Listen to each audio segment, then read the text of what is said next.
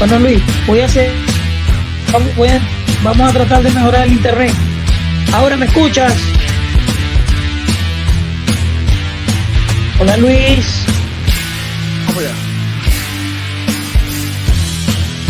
Hola. Bienvenidos a su podcast Despeinados. La noche de hoy, bueno, como todas las noches, vamos a hablar de política y trajimos a un hombre que sabe de política, pero además sabe de una política interesante, poderosa, muy especial, que es nuestro compañero Antonio Fernández, quien es líder de los movimientos indígenas del estado Zulia en el Partido Nuevo Tiempo, es secretario de Asuntos Indígenas del Partido Nuevo Tiempo, y vamos a estar conversando con él esta noche precisamente sobre todo eso, sobre la situación de los pueblos indígenas en el Zulia y en Venezuela. Vamos a estar hablando de los yupas, de los del pueblo guayú, vamos a estar hablando de las dificultades que atraviesan nuestras mujeres indígenas en La Guajira, en cómo ha pasado, bueno, desde la criminalización del guayú con el mundo del bachaqueo, que eran perseguidos y señalados de la mujer guayú y el hombre guayú, hasta hoy, bueno, las luchas por la reivindicación territorial y por supuesto por la transformación de un país que es pluricultural, que es plurilingüe y que debe de aceptar y respetar todas las formas de pensamiento que conviven en nuestro país según la Constitución. Así que gracias a los que se están conectando a esta hora, los que se conectan desde la plataforma A Punto, los que se conectan también desde mi canal de YouTube, Luis Peroso Cervantes, los que se van integrando desde los diferentes espacios que tenemos para encontrarnos con ustedes cada noche en su podcast Despeinados. Les agradezco a los que se están conectando, bueno, que nos vayan dejando sus comentarios, sus opiniones, alguna pregunta que le quieran hacer a nuestro invitado de esta noche. Y bueno, vamos a estar hablando un poquito sobre actualidad, sobre lo que ha estado pasando, mientras que se conecta nuestro amigo Antonio Fernández. Por allí han pasado cosas, bueno, interesantísimas. ¿Se recuerdan esa cancioncita que teníamos por allí? Bueno, por aquí les tengo otra que me parece muy, pero muy divertida. A ver si ya Antonio se conectó. Amigo Antonio, líder indígena del movimiento del Partido Un Nuevo Tiempo, del ¿Me secretario de escuchas? Asuntos Indígenas. Te escuchamos, Antonio, ¿cómo estás?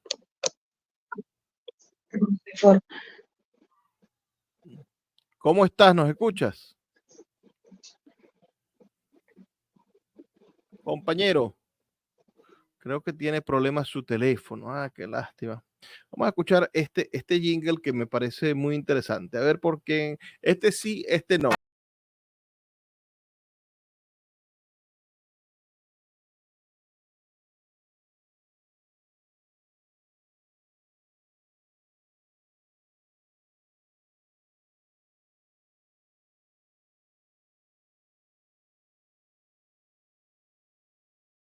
De moda algún tiempo, este sí, este no. Bueno, y lo han aprovechado para hacer ese jueguito de este sí, este no. Y por supuesto, íbamos a estar conversando sobre si este sí o este no, que dicen los pueblos indígenas acerca de Edmundo González, si es que Edmundo tendrá la posibilidad de ser el presidente también de los pueblos indígenas venezolanos. Ustedes, hay un universo de posibilidades. Vamos a ver si le decimos a Antonio si se puede conectarse desde una computadora. Si lo tiene, bueno, ojalá que tenga la manera de conectarse desde una computadora. A veces los teléfonos celulares en esta plataforma que nosotros usamos, que es StreamYard, tienen algún problema. Habrá que hacerle saber a la gente del personal técnico. Yo creo que deberían instalar o crear una aplicación para superar esos problemas. Juan Carlos ha tenido problemas últimamente también con esa aplicación desde el teléfono. ¿Y ustedes cómo están? Háblenme un poco para que nos conectemos y hablemos, por supuesto, de buena y de maravillosa política. Hoy así, esta semana ha sido interesante.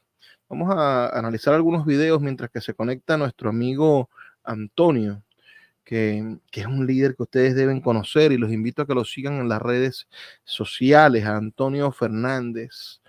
joven. Es decir, qué importante es que los jóvenes estemos en la política, que los jóvenes querramos ser protagonistas también de la transformación de nuestro país.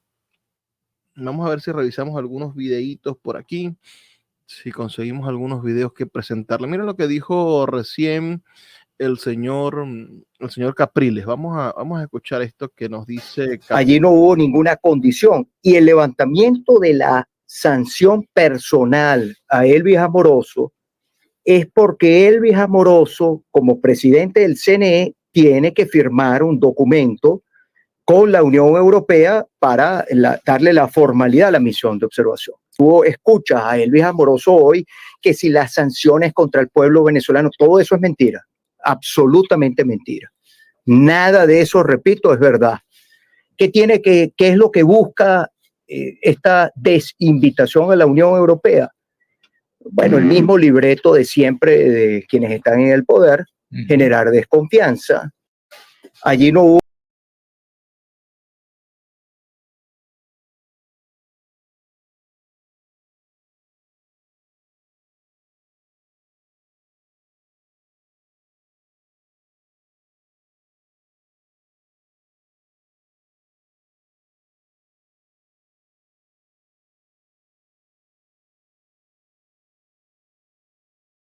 No me estoy escuchando. Le doy la razón a Enrique Capriles. Le doy la razón a Enrique Capriles en eso que acabamos de escuchar. Ahorita le estaba hablando como loco y ustedes no me escuchaban.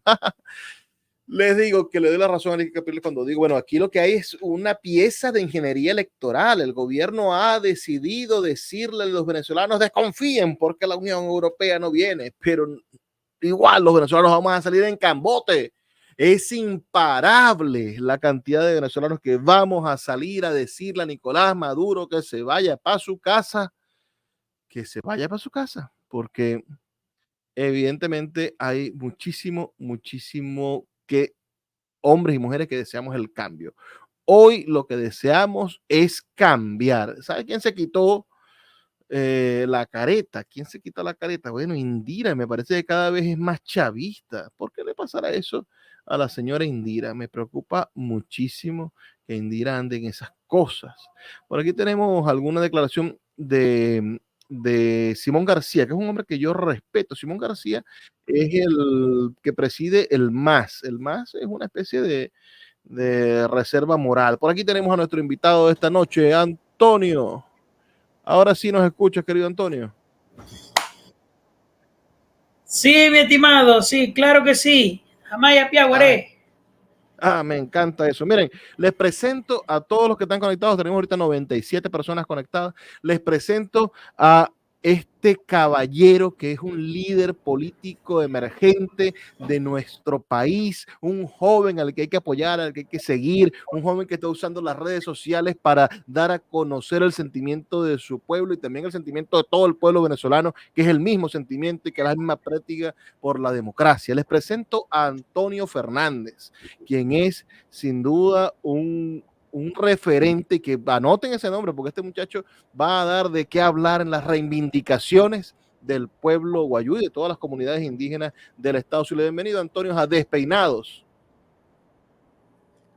Bueno, muchas gracias por la invitación a este excelentísimo programa. Me gusta la portada de tu programa con todas las personalidades que están allí. Parece que vamos a disfrutar mucho de este podcast. Está bastante despeinado. Por ahí está el Che. Y los de izquierda están abajo y los de derecha están arriba. Mira, Antonio, vamos a comenzar por allí. Hablemos un poco. Tú vives en Maracaibo, por supuesto, y te desarrollas en Maracaibo, pero estás muy pendiente de lo que pasa en La Guajira. ¿Cómo está la Guajira venezolana? Mira, la Guajira venezolana, no solamente ahorita, ya de hace bastante tiempo, como lo venía mencionando, en tiempos normales, o diría de bonanza venezolana, de bonanza petrolera, la Guajira se encontraba en el olvido de alguna manera, pero ahora en el socialismo ese olvido se ha intensificado un poco más. Hay la intención por parte del gobierno de querer mejorar algunas cosas allí, valiéndose pues del desconocimiento de algunas herramientas comunicacionales, intelectuales, de las cuales carecemos algunos de los pueblos y comunidades indígenas guayú. Sin embargo, la mayoría de nosotros ha despertado o se ha encontrado en sí mismo en la necesidad de cambiar esta situación, de cambiar a los carapálidas y darle la oportunidad a algo distinto, muy distinto a lo que nos han vendido, nos han mencionado, que es la reivindicación de los pueblos. Yo aquí, aprovechando que creo que es una comunidad latinoamericana totalmente, yo quiero aprovechar de compartirles que hace 10 años atrás en Venezuela, el fallecido Chávez indicaba que Venezuela era el primer país en reconocer los pueblos y comunidades indígenas. Y resulta que no es así. El primer país en reconocerlo fue Colombia. Colombia ha sido el primer país en reconocer los derechos de pueblos y comunidades indígenas. Después fue el Perú y después nosotros. Quería compartir con ustedes, para todos nuestros hermanos periodistas, comunicadores, intelectuales, políticos, pensadores que están aquí dentro de tu comunidad, para que también sean reproductores de esta importantísima información y podamos compartir la mentira de aquellos despeinados. Mira, lo que pasa es que esa gente no sabe nada de nada, eso es invento, es pura propaganda. Mira, pienso en Indira Fernández, ¿será prima tuya? La alcaldesa de La Guajira.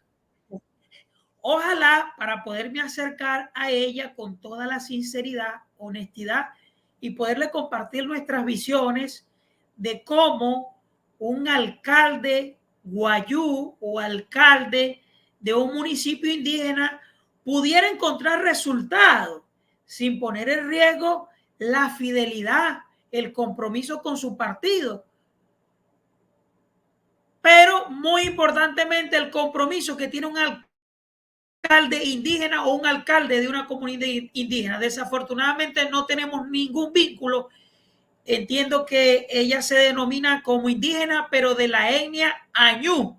Ajá. La etnia Añú, pues, es una etnia que, pues, de sus valores, de su estructura social y antropológica, conservan muy pocas cosas, pero que son bien queridos, valorados y respetados por nosotros, y que esperamos en algún momento unirnos y lograr las cosas como pueblos afectados. Si hay algo que me gusta a mí de la cultura Añú, es que los Añú, a los que se portan mal, a los que roban, a los que no son sinceros, a los que dicen mentiras, a los que son falsos con los demás, les dicen: usted no puede ser Añú.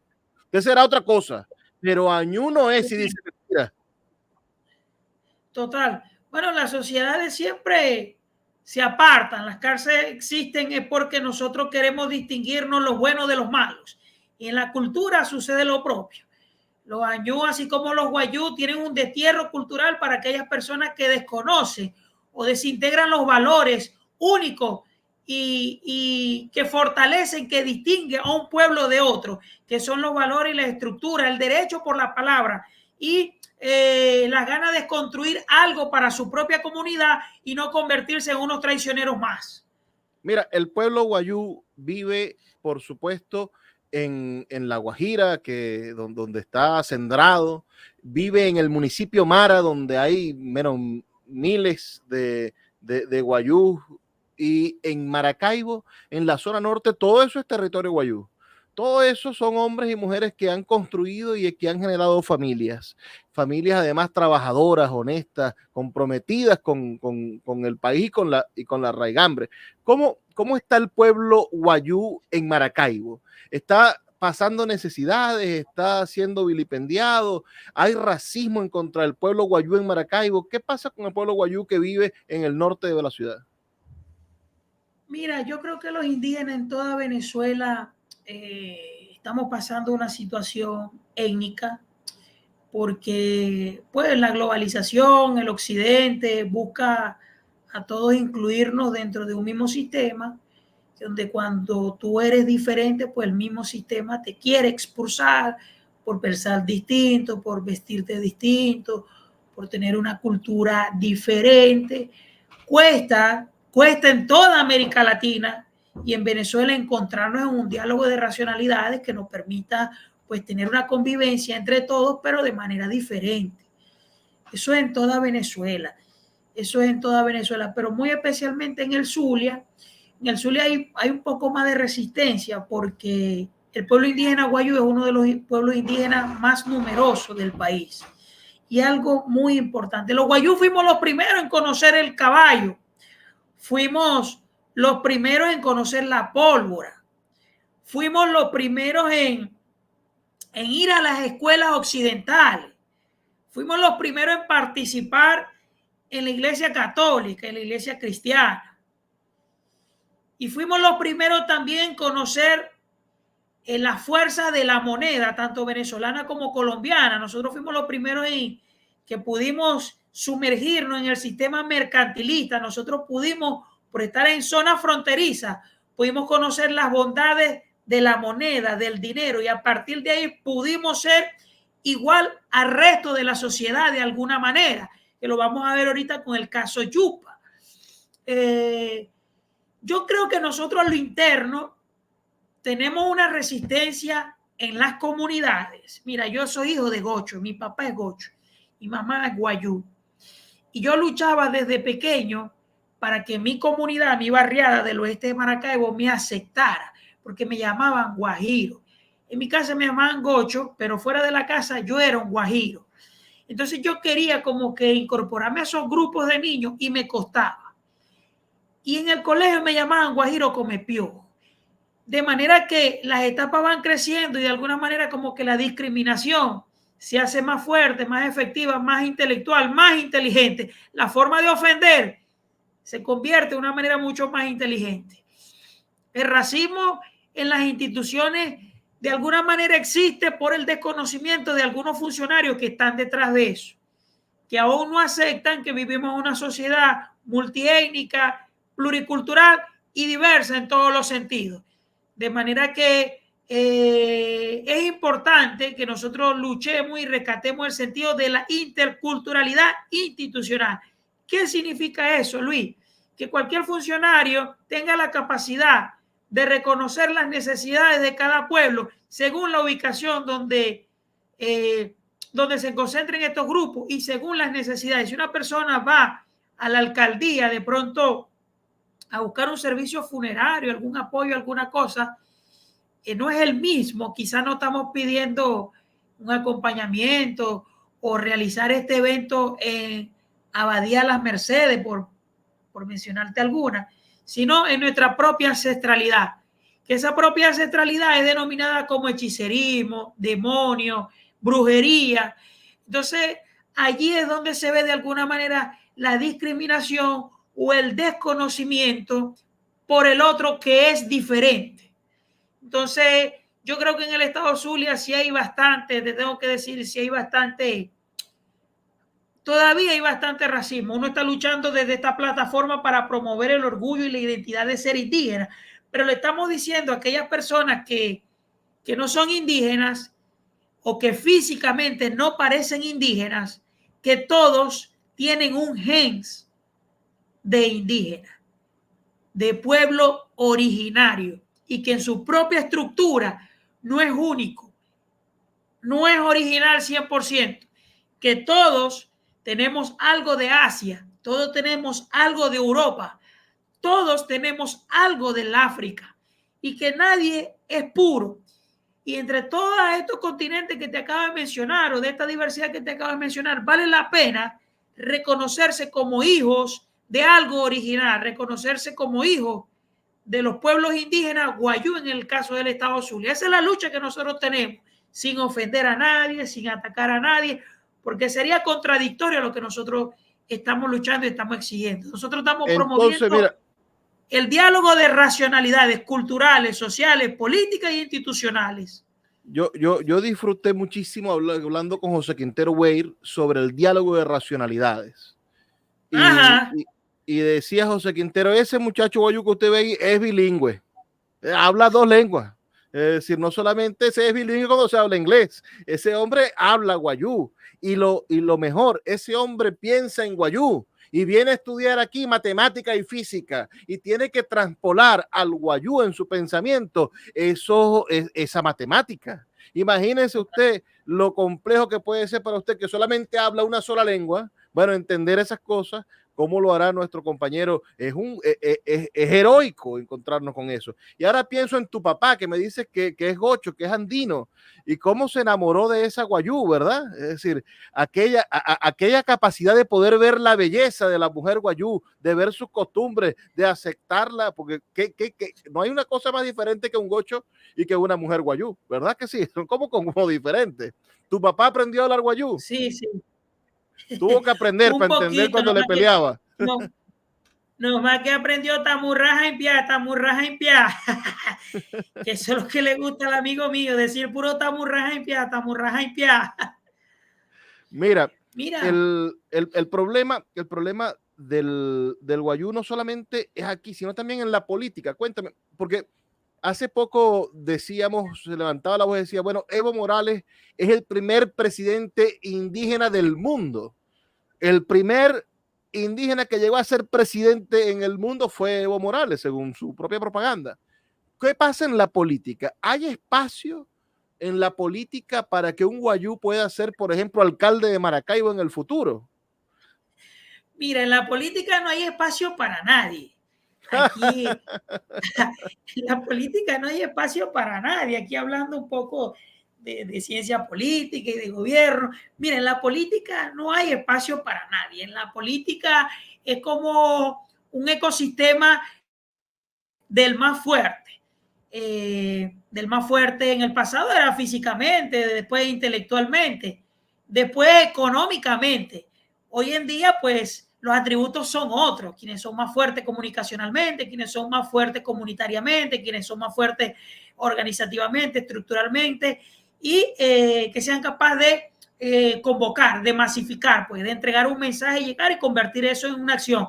En el caso de los guayos, mira, de los indígenas, la política, ¿no? Desde Roma, Aristóteles estaba destinado a los hombres, digamos, nobles de las sociedades, de las personas pudientes, los pensantes, los propios, los únicos. Estaba pensado para ellos. Si nosotros lo traspolamos a Venezuela, no tenemos que ir muy lejos, no tenemos que ir ni siquiera a la historia de Bolívar. Ahorita estamos hablando de 100 años más o menos.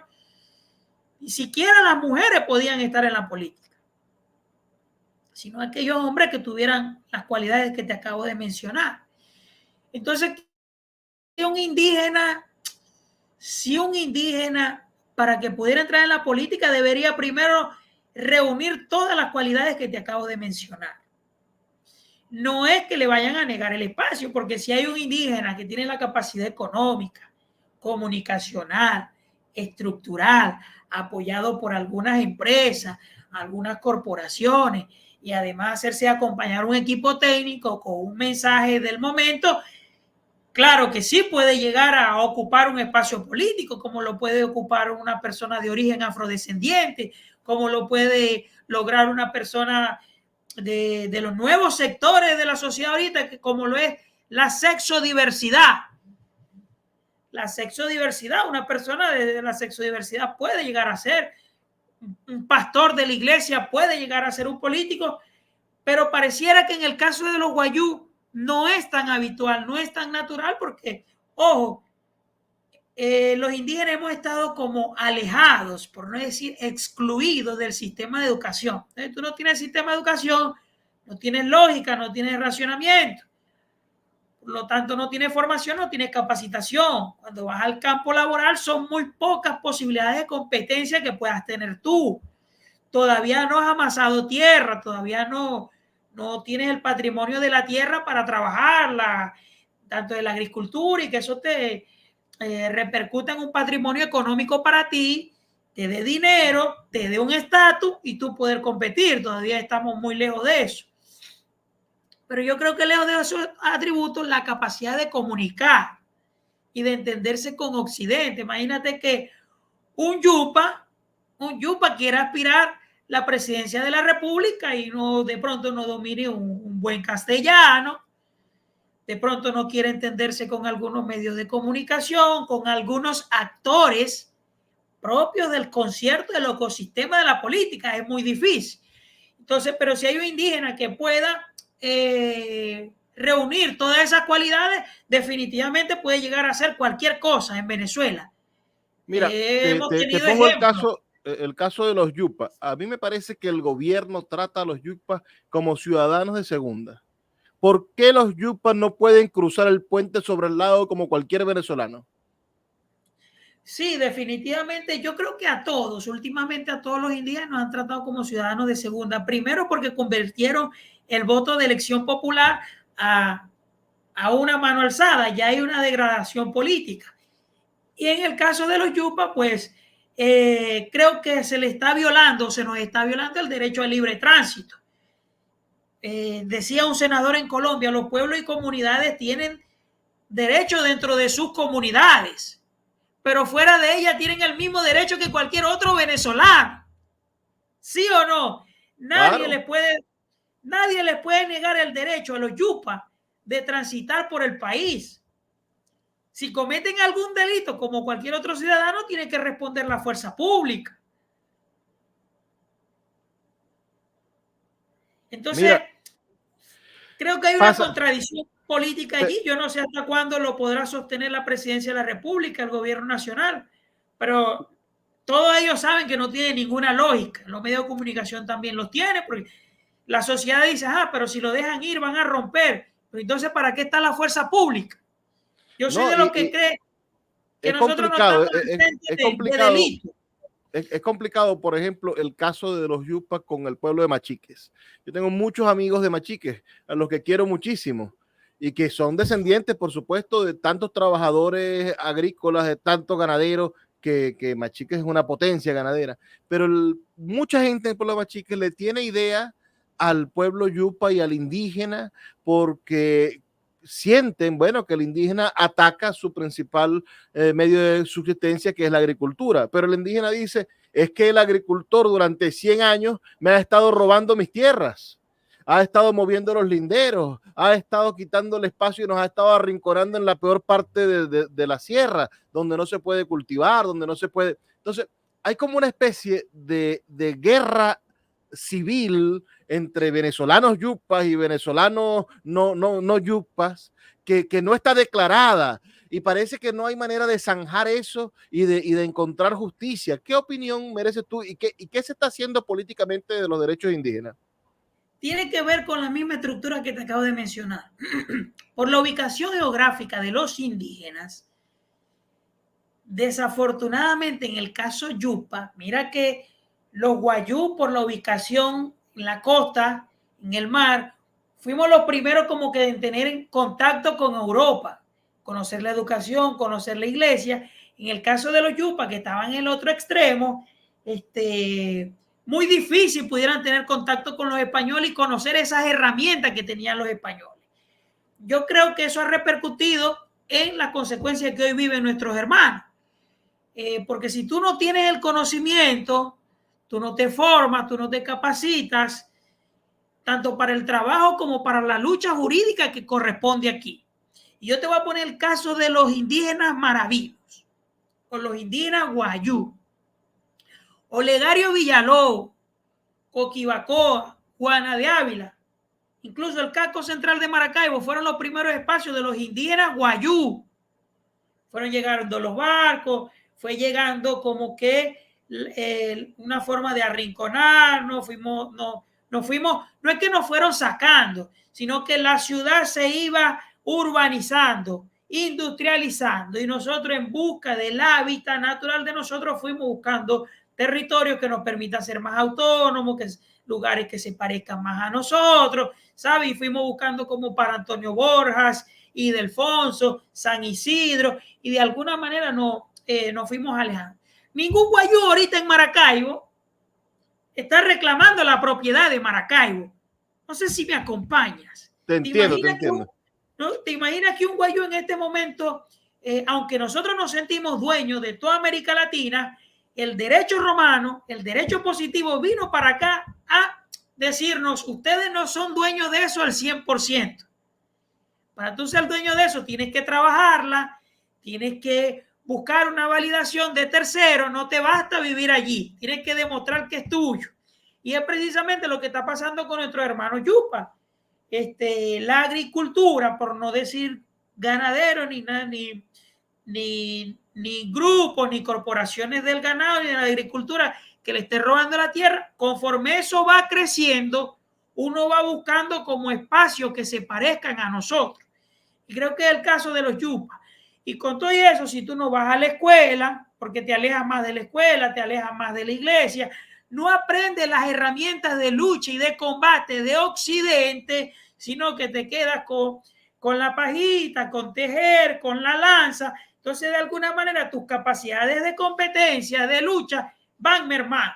A la hora de ir a la discusión, al conflicto, al debate, pues el otro tiene mucho más ventaja sobre ti. Yo creo que hay muchos argumentos para decir que los yupas son dueños de una gran parte de la tierra, pero también hay muchos argumentos para decir que las personas que trabajan en la ganadería, en la agricultura, son dueños de esa tierra, por lo que te acabo de decir, sí, que cualquier indígena, sea guayú o sea yupa, si hubiera desarrollado la capacidad de agricultura, hoy hubiera sido un gran terrateniente o un gran campesino reconocido, solo que nosotros nos alejamos de esas prácticas. Es lo que, no, pensemos que la Guajira hace apenas 50 años tenía el Fundo de Lapón, que era el mayor productor de arroz de Latinoamérica, por ejemplo, con las anegaciones del río Limón, por ejemplo. Hay documentos de eso, maravilloso, ver cómo eran guayúes, es decir, eran indígenas quienes gobernaban ese territorio. O pensemos en la manera en la que la ganadería en el mundo de ovinos y caprinos en la Guajira es un mercado gigantesco, ¿no? Así son miles de cabezas de ganado ovino y caprino que está en la Guajira. Claro, y lo podemos, eso pueden haber muchos casos. Mira el caso del carbón. Caso del carbón. En el caso venezolano lo maneja PDVSA. Entonces, si nosotros decimos, bueno, en el caso venezolano, bueno, nosotros queremos manejar nuestro propio carbón.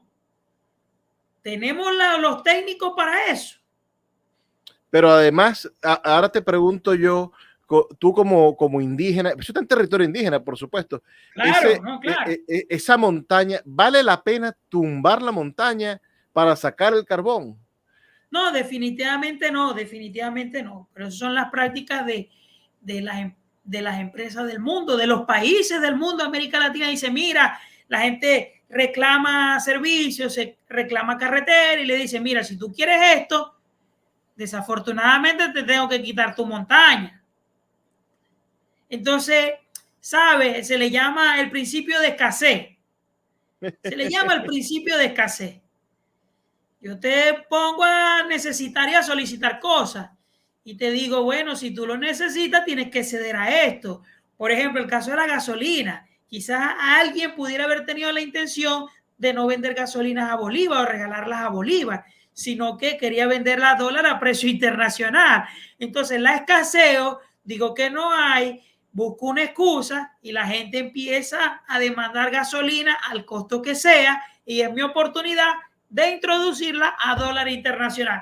¿Se parece eso o no se parece al caso del carbón? Bueno, puede ser. Lo que pasa es que yo siento que hay otras cosas, ¿no? El problema de eso es que va a desaparecer un río. El río Socuy puede desaparecer en cualquier momento por culpa de la explotación del carbón. Y al acabarse ese río, se destruyen los embalses que alimentan el norte de la ciudad de Maracaibo y que alimentan Mara. Y al acabar con los embalses que alimentan Mara, se acaba el granero del Zulia, que es Mara, donde todavía se produce, bueno, gran parte de los alimentos que se consumen en Maracaibo. Entonces, estamos hablando de que estamos matando para sacar algo que está debajo de la montaña, estás matando lo más preciado que es el agua, ¿no? Tiene que ver con lo mismo, Luis. Hace poco lo he ido entendiendo, pues.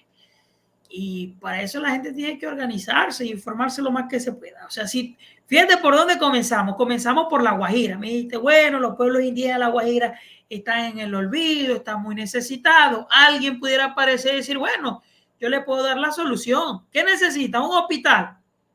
¿Qué necesita? Más carretera. Ok, yo se la puedo brindar. Pero para brindársela debo terminar definitivamente de cerrar el Socuy. Entonces la gente necesitada, por pensar en el momento, dice, bueno, termina de cerrar Socuy y ponos el hospital y ponos la carretera, pues, y listo. Entonces se quedan las ciudades o los territorios estos que acabas de mencionar sin el vital líquido, pero para eso hay una respuesta también. Vamos a mirar 10 años, de aquí a 10 años más. Creo que lo he mirado así, muy particularmente lo he mirado así. Creo que estos ríos de agua gratis para todo el mundo no es bueno para la industria. Entonces creo que alguien en algún momento se va a hacer de este tesoro que es el agua. Ya no hay río, ya no hay playa. ¿Quieres tomar agua o quieres utilizar el agua? Ven a mí, que yo la tengo, pues. Entonces, Mira, tienen que ver con eso. hablando de agua, la laguna de Sinamaica. La gente que vive en la laguna de Sinamaica, yo he ido alguna vez y he estado cerca bueno, por cierto, Sinamaica este año cumple 300 años de haber sido fundada. Espero que la alcaldesa se acuerde de que Sinamaica existe y le celebre el cumpleaños a la capital del municipio Guajira. No creo que vaya a hacer nada porque no saben, no les gusta mucho la historia, pero la laguna de Sinamaica es un ecosistema de necesidad perpetua. Es decir, las enfermedades, la contaminación de la laguna, el problema de la pesca en la laguna. ¿Cómo hacemos nosotros para ayudar al pueblo añú y el pueblo guayú? Porque se han mezclado de una manera asombrosa ahí en el medio de Sinamaica. Sinamaica es una población indígena llena también de muchísimos guayú. Hay muchísimos guayú a pesar de que la laguna era territorio añú. ¿Cómo hacemos para tecnificar eso? Tú que eres un estudioso del futuro y que crees en la esperanza y crees en la evolución del pueblo y crees en que la gente estudiando y educándose sale de abajo. Antonio, ¿cómo hacemos para que los habitantes de la laguna de Sinamaica se dignifiquen? ¿Cuánto tiempo tiene que pasar para que la laguna de Sinamaica se convierta en un potencial turístico, un potencial agropesquero, o que podamos hacer que el pueblo que vive en la laguna de Sinamaica no quede en la intemperie cada vez que hay una crecida de la laguna? Mira, solamente tiene que llegar una persona que tenga la voluntad de cambiar las cosas y no ocupar un puesto para enriquecerse, para tener un estatus. Vamos paso por paso. Mira, en el caso de la laguna de Sinamaica es perfectamente transformable y recuperable. No es una afirmación vacía mía. Podemos buscarlo en anuncios públicos donde ya hay herramientas químicos que permiten la transformación de un agua desintegrada a un agua lista para el consumo. Eso es lo primero. No vamos lejos. Tengo un amigo que se llama Gabriel, que es de Uribia, Guajira. Es un vocero ante el Congreso de la República de Colombia. Junto con unos químicos colombianos, creo que hay un peruano y un argentino, lograron un polvito que transforma el agua de río, agua de lluvia en barro, en agua consumible. Él lo llevó a la gobernación de La Guajira y le dijeron que no. ¿Por qué le dijeron que no, Luis? Por lo que te acabo de decir, porque a mí no me conviene que los guayú puedan transformar el agua mala en agua buena, porque yo les tengo que vender mi agua, el agua de mi industria. Entonces, Gabriel perfectamente me dijo, Antonio, cuando quieras, aquí está el polvo. Ahora, ¿cómo hago yo para introducirlo al Ministerio de Aguas de Venezuela? ¿De verdad me lo permitiría? ¿Qué vamos a hacer? Difícil. Pero ¿Qué vamos a hacer con el ministerio? Esas herramientas están aquí. El Ministerio de Indígenas. Yo conocí a Atala Uriana, que escribe poesía, por eso la conozco, porque es una poeta. Atala fue la primera ministra indígena de Venezuela, guayú, elegida por su familia para que representara a su pueblo. Hoy Atala está en Brasil, es una migrante más, junto con sus hijos y con su familia. Y su prima Noelí se agarró ese ministerio y creo que hoy en día, desde Noelí, no sé, desde hace años, yo no he vuelto a escuchar más nunca que el Ministerio de Relaciones Indígenas, que el Ministerio Indígena de algún modo esté ayudando al pueblo. El ministro ha pasado por allá. ¿Cuándo fue la última vez que hablaste tú con el ministro de Relaciones Indígenas del gobierno de Maduro? ¿Hay un ministro que defiende a Maduro o defiende a los indígenas? Sí, mira, estoy inspirado en la parte industrial de La Guajira. Mira, si nosotros Si nosotros nos hacemos de una tierra en La Guajira para la producción de cualquier rubro, nosotros tomamos aproximadamente 2.000 hombres y mujeres guayú y los formamos para desarrollar la industria y cualquier producto. La sal, por ejemplo. Fácilmente se puede industrializar La Guajira, fácilmente.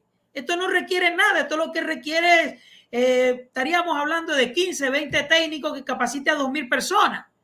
Entonces ya tenemos unos guayú formados y capacitados que generan recursos y patrimonio con salarios más o menos internacionales. Imagínate que puede hacer un guayú ganando 400, 500 dólares mensual. Imagínate lo que puede hacer. Cambia definitivamente. Ya es un guayú que puede enviar a sus hijos a la escuela. Ya es un guayú que puede garantizar el estudio de sus hijos en un liceo que se van a transformar en otros guayú más formados y más capacitados.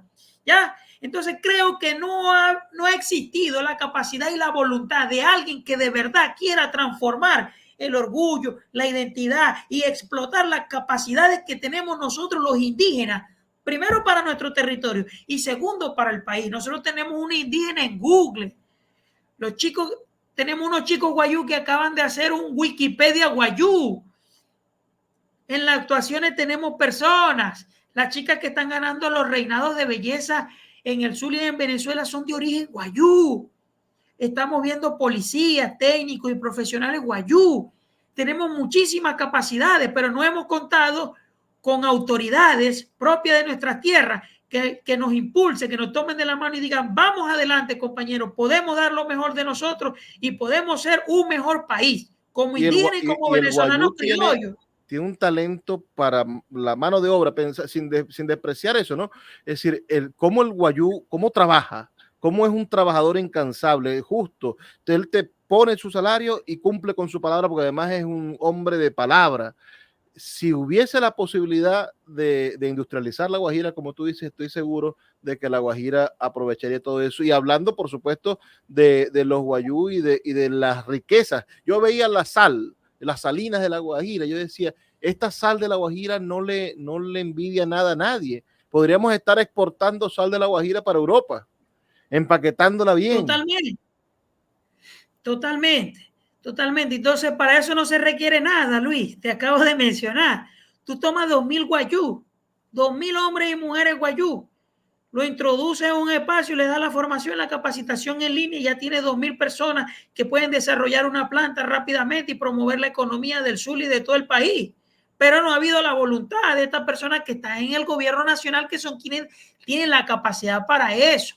Hay autoridades locales, estatal, que lo han intentado, pero el recurso que se requiere viene desde la presidencia de la República. Aquí han existido ministros que lo han intentado. Te puedo decir, yo no puedo ser tan egoísta.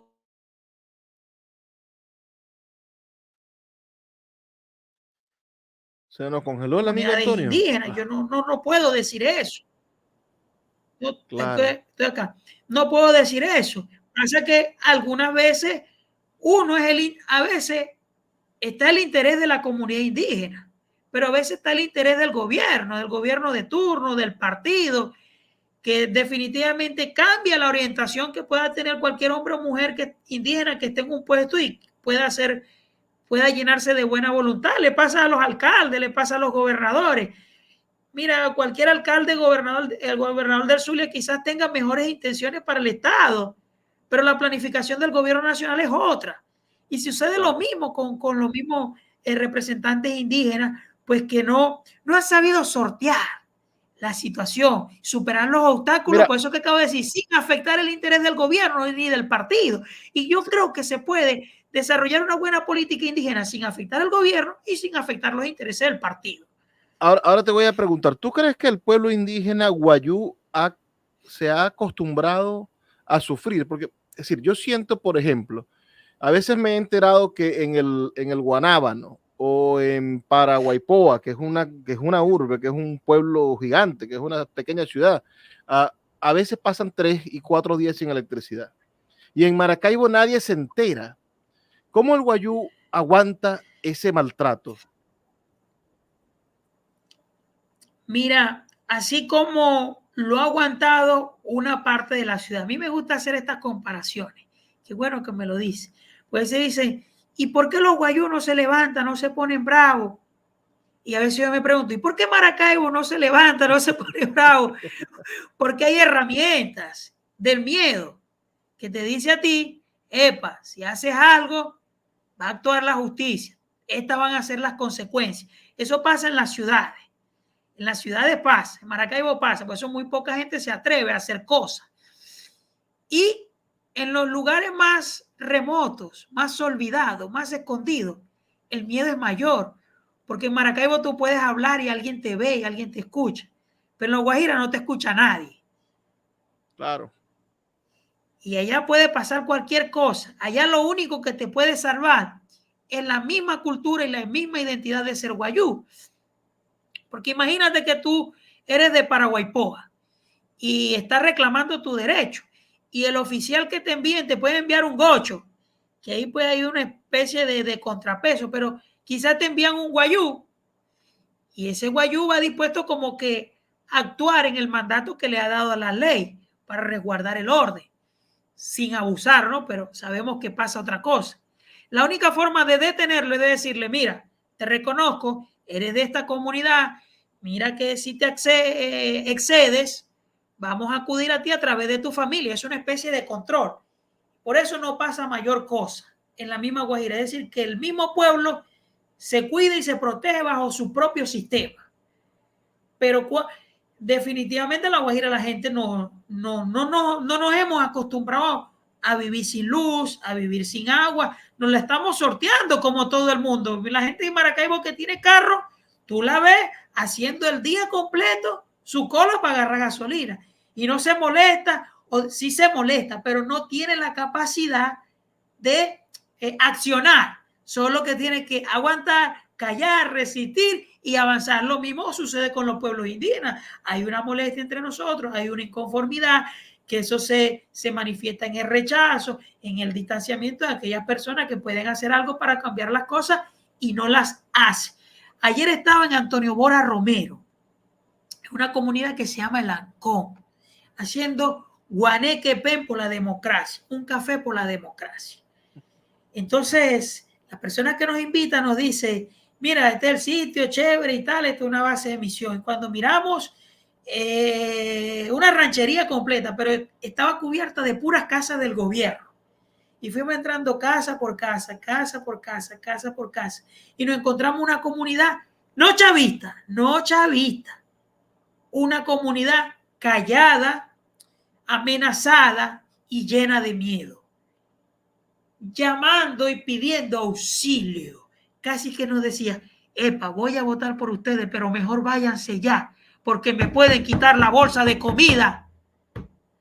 Y nos decía, allá hay una base de misión, nos mandan a votar obligados. Pongan a alguien de ustedes allí fuerte que nos pueda defender el día de la votación. Y yo sé que eso pasa en todo el país.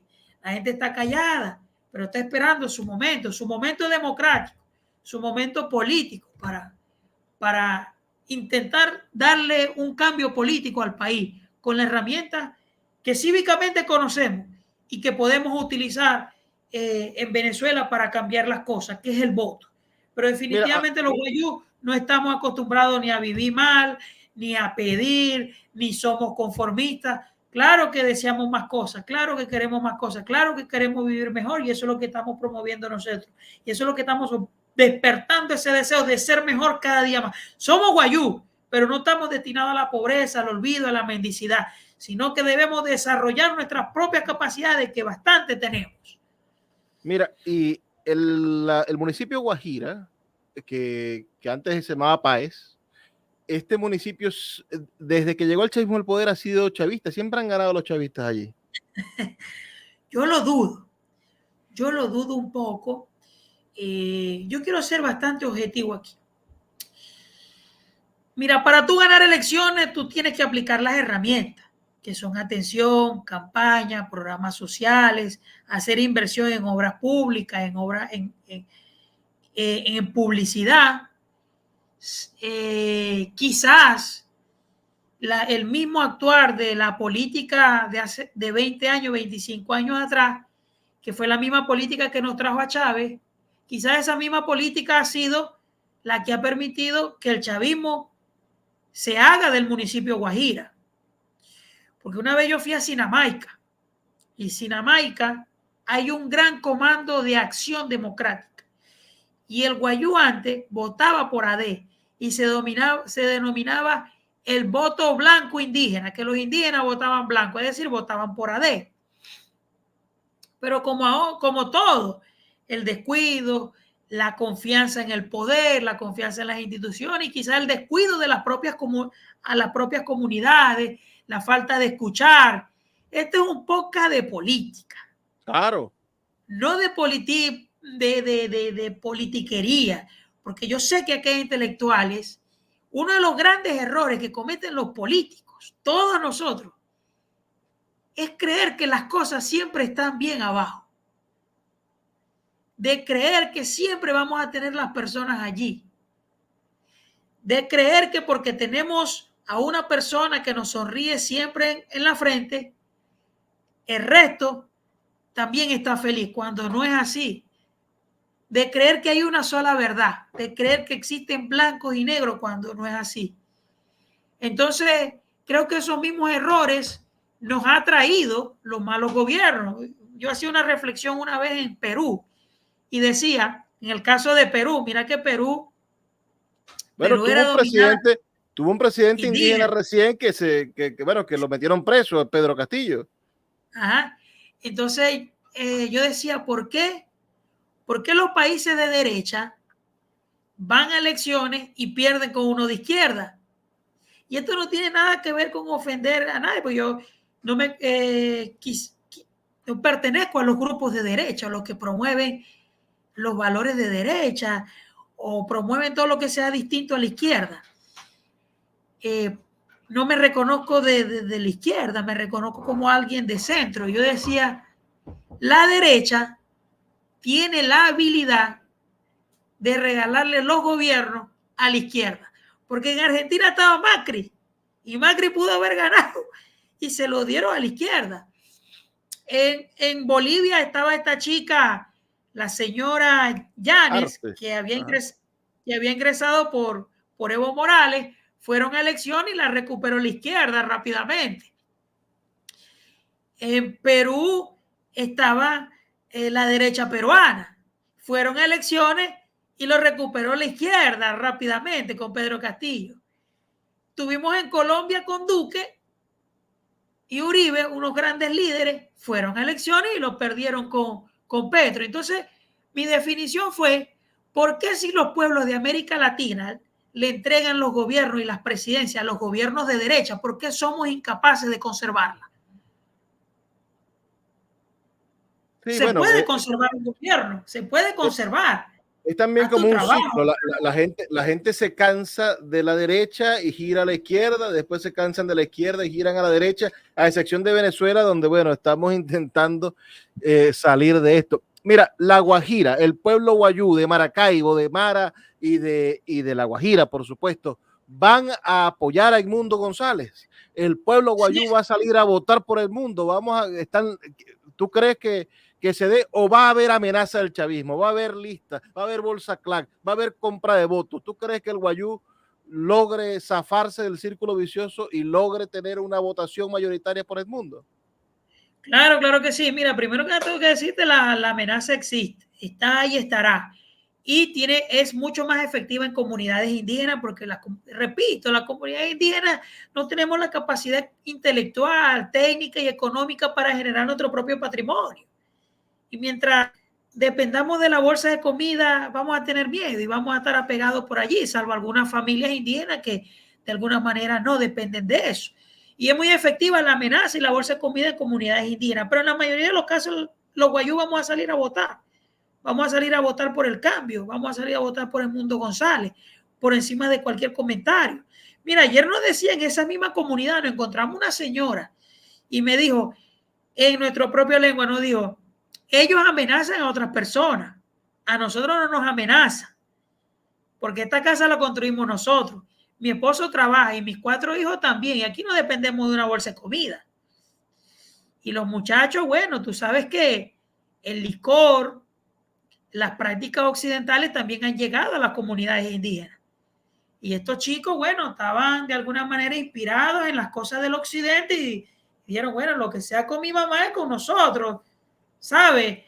O sea, también la comunidad, en las comunidades rurales hay un contrapeso. También, así como estos sectores del chavismo, pues, ejercen cierta presión, cierto miedo, también hay comunidades que desde su originalidad, desde su autoctonicidad, también tienen una respuesta para eso. Y yo creo que los pueblos indígenas del Zulia vamos a salir a apoyar al país, a darle un cambio definitivamente a esto. Esperamos contar con los mejores hombres y mujeres en los centros de votación, porque creo que la votación va a ser enorme, enorme. Mira, vamos a leer los comentarios de la audiencia, que ha Comunidades sido bastante indígenas buena. que se abstengan de votar ese día. Voy Las a leerte. comunidades están esperando que llegue el 28 para ir en masa. En los centros de votación no van a caber las personas. No van a caber las personas. El río de votos es incontable. Es incontable, eso te lo puedo asegurar. Por lo tanto, es importante asegurar los centros de votaciones con bastantes testigos, formados, te repito, no es un cliché, formado y capacitado para la lucha política. Y aquí yo no estoy diciendo que se agarren ni nada de eso, que se preparen para los sistemas occidentales, que se preparen para el voto, para saber cómo se instala una mesa, cómo se cierra, quién tiene derecho a votar, cuándo es voto asistido, cuándo no es voto asistido. Y el camino para eso es la formación y la capacitación. A medida que nosotros tengamos hombres y mujeres, indígenas, no indígenas, porque también hemos sabido de testigos occidentales o que no son indígenas, que no están formados tampoco para un centro de votación. De manera que la formación debe ser para todo el mundo. Vamos a leer algunos comentarios, Antonio, ya para finalizar. Tenemos por aquí a Reina Ávila, que te dice feliz noche y te envió una carita con muchos corazones y besitos, como que Reina te quiere mucho. Sí, gracias, Reina. Saludos también por a aquí tenemos a Richard Brito, que nos dice, estás en todo lo correcto, quien se prepara sobresale. Muy bien. Por aquí también dice Richard Brito, maravillado 100% de tu preparación. Te felicito, te dice Richard Brito. Good. Nice. Dice Ricardo Pirela, dice, buenas noches, ¿de qué hablamos? Bueno, hablamos de los pueblos indígenas venezolanos. Nos falta hablar, Antonio, por supuesto, de los otros compañeros, de los pemones, de los grupos amazónicos, cómo sufren esos indígenas también olvidados por la mano del gobierno que no los ayuda en nada, ¿no? Total, los hermanos de Brasil no pueden decir nada porque lo dejan en manos de los garimpeiros. Las comunidades que están sufriendo enfermedades de transmisión sexual, donde no hay una intervención del Ministerio de Salud allí, nos han dejado en el olvido. El problema no es solo para el Zulia, es para toda Venezuela. Por eso es que comencé hablando de los otros hermanos, porque a veces pensamos que los indígenas somos los de Maracaibo solamente. Hay en todo el país indígena, hay en todo el país, y tiene que haber definitivamente una política para indígenas. No hay forma de que haya una política pública generalizada. No se puede, definitivamente no se puede. Y si no están los técnicos, debemos formarlos y capacitarlos. Ahí están los antropólogos. Tenemos bastantes amigos antropólogos y sociólogos que pueden formar a los técnicos indígenas y no indígenas para que desarrollen y ejecuten una buena política indígena. Y educando también a los alcaldes y a los gobernadores de todo el país, con una visión amplia, diversa de la cosa pública. Dice Dani por aquí, siglo XXI, hermano, hay que honrar nuestros orígenes, pero no vivir en el pasado. De lo contrario, seguiremos siendo los mismos pendejos que entregaron a América por un par de espejos. Tenemos que conocer la historia, tenemos que saber de dónde venimos, qué pasó, quiénes fueron los que entregaron a Atahualpa, quiénes fueron. Mira, yo te voy a decir algo. Cuando llegaron los españoles, quienes traicionaron a los guayúos, quienes le entregaron a los indígenas, fueron otros indígenas. Entonces, ¿vamos a hacer lo mismo? No podemos hacer lo mismo, porque algunos indígenas los enseñaron a hablar español y algunos españoles lo enseñaron a hablar indígena para poder penetrar a través del lenguaje, seducir y transformar. Ya está. Vamos a cometer lo mismo. No podemos, por eso tenemos que mirar el pasado. Aldo Vega dice, abajo la tiranía de Maburro. Por aquí dice Limón, que no sé, dice, qué buen internet indígena. Bueno, es que estamos en el siglo XXI, Antonio tiene esta, como todos, ¿no? Tenemos esta sangre milenaria, porque la sangre afrodescendiente y la sangre indígena tiene miles de años corriendo por nuestras venas, pero también estamos conectados a fibra óptica e internet banda ancha. Así es, como acabo de decir, son las herramientas de lucha de Occidente que debemos adoptarlas. Mira, por aquí dice María Fernanda Cubillán, dice, saludos a mi compañero y amigo Antonio Fernández. Saludos. Bravo, Antonio. Por aquí dice Cristal Jackson, nos dice, dan pesar estos indigenistas, que ni saben que sus líderes los dirigen desde Londres. Los blanquitos ingleses los manejan, dice esta señora. Saludos, camarada.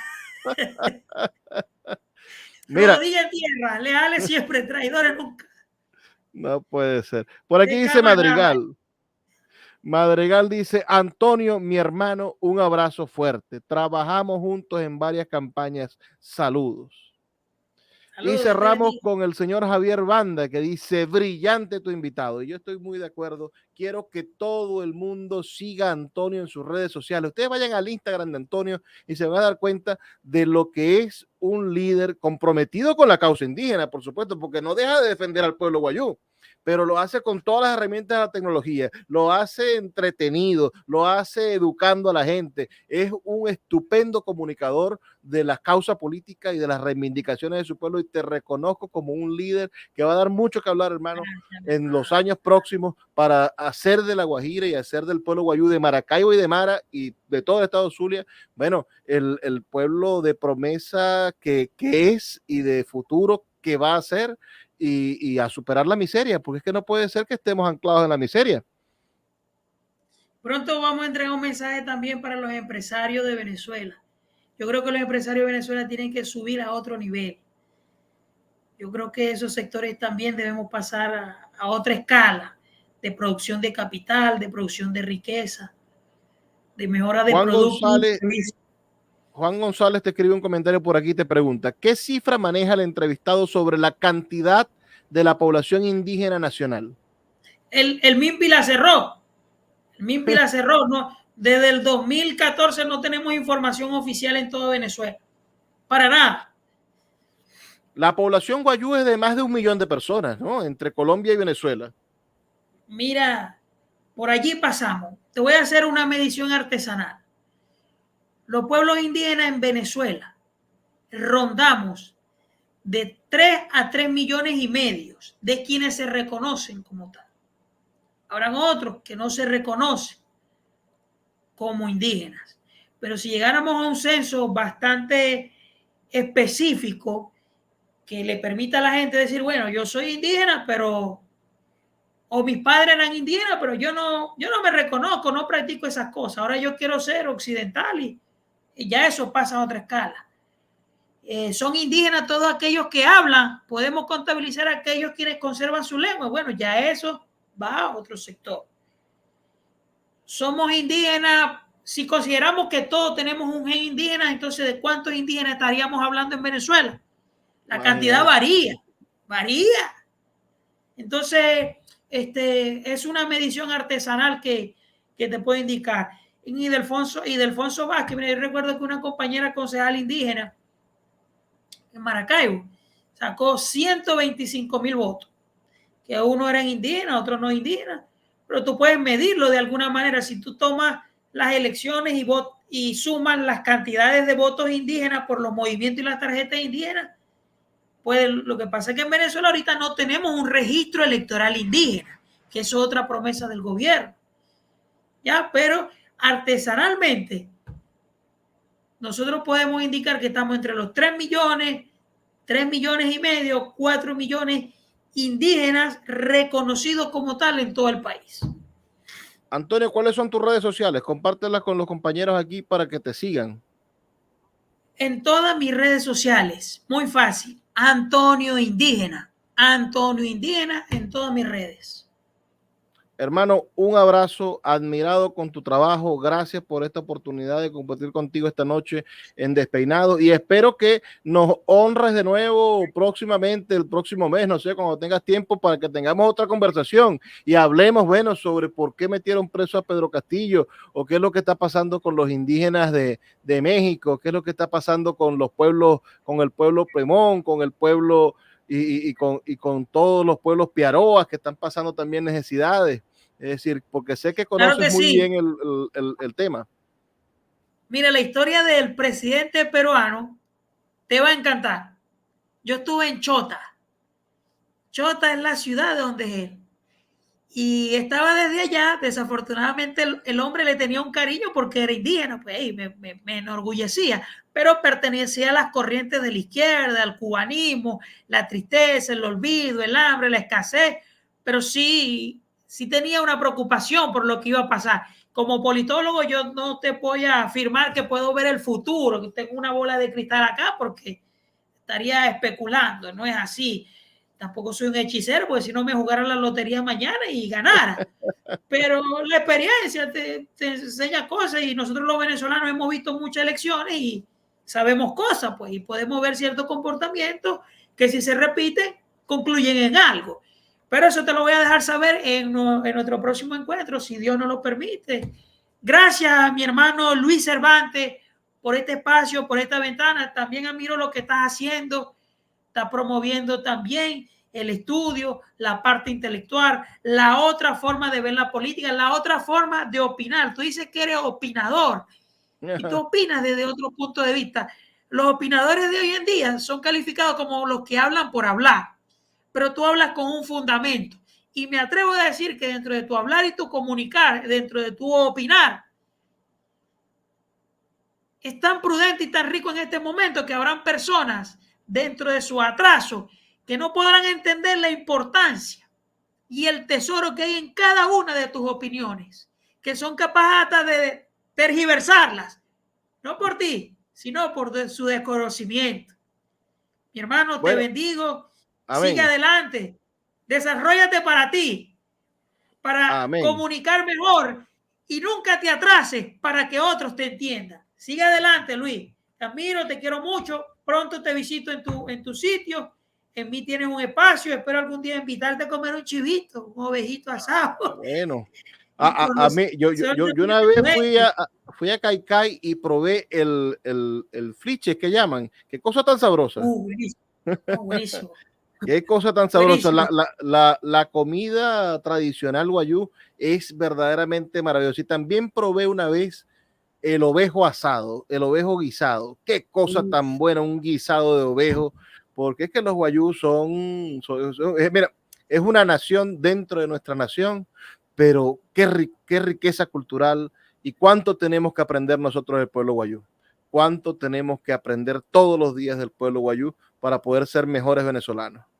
Estoy seguro que sí. Un abrazo a todos. Gracias a todos por conectarse.